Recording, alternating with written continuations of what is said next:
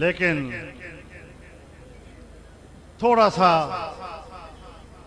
میں شکوہ بھی کر لوں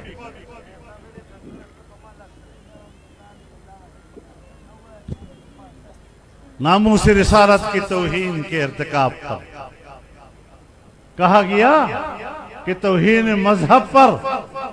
کوئی مقدمہ دائر نہیں کیا جا سکتا۔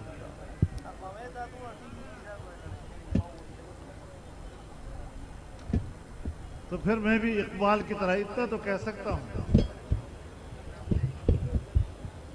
کہ شکوہ عدلیہ سے خاکم بدہن ہے مجھ کو۔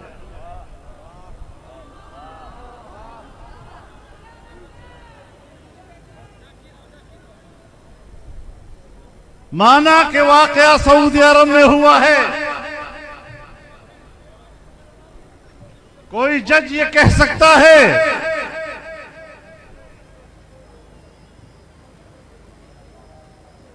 کہ وہاں کا واقعہ پاکستان کی دائرہ اختیار میں نہیں،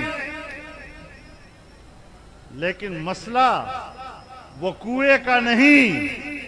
کہ وقوع کہاں ہوا ہے، مسئلہ یہ ہے کہ دل آزاری کہاں ہوئی ہے۔ دل آزاری پورے کرۂ ارض میں امت مسلمہ کی ہوئی، دل آزاری پاکستان کے مسلمان کی ہوئی، اور دل آزاری کرنے والا وہاں پاکستانی تھا۔ لہذا میں پاکستان کے ایک شہری کی حیثیت سے جب یہاں پاکستان کی سرزمین پر میرے دل آزاری ہوئی ہے، میں کہاں فریاد لے کر جاؤں گا اگر عدالت بھی میری فریاد نہیں سنے گی تو؟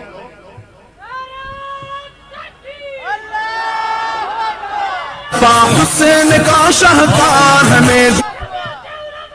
دل جان سے پیار ہے، محمود کا لخت جگر کا کہنا چاہتا ہوں کہ رسول اللہ صلی اللہ علیہ وسلم آپ کا تقدس، آپ کی عظمت،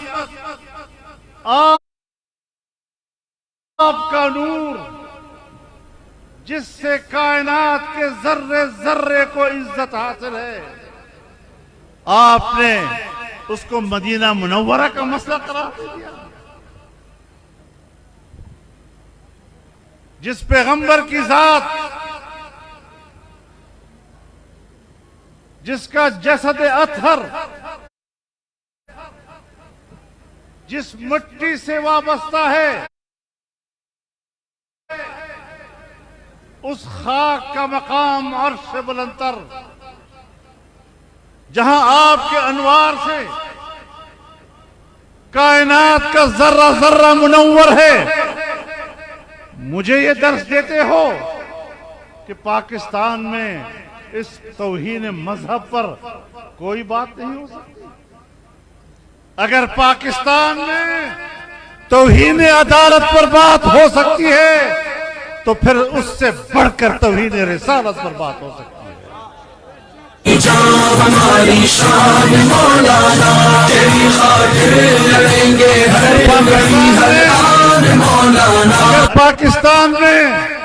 بانی پاکستان کی عزت پر بات ہو اور قانون حرکت میں آتا ہے، اگر پاکستان میں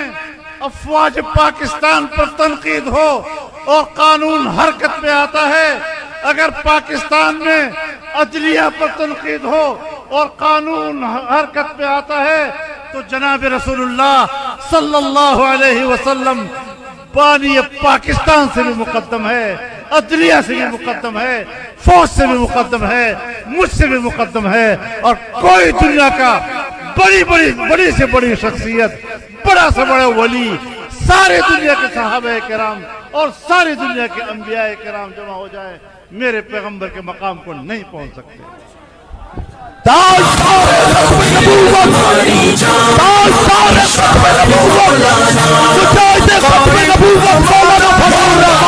رہبر